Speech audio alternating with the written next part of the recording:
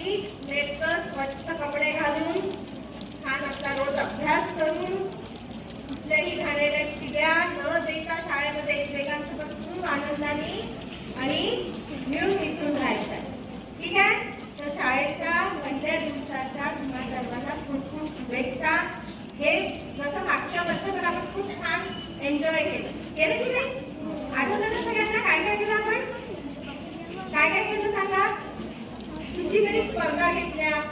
रांगोळी स्पर्धा, चित्रकला स्पर्धा, काय अजून राखी आपण इथे घेतली, दहीहंडी, गोपाळकाला, गॅदरिंगचं जेवण सगळं आठवत आहे ना?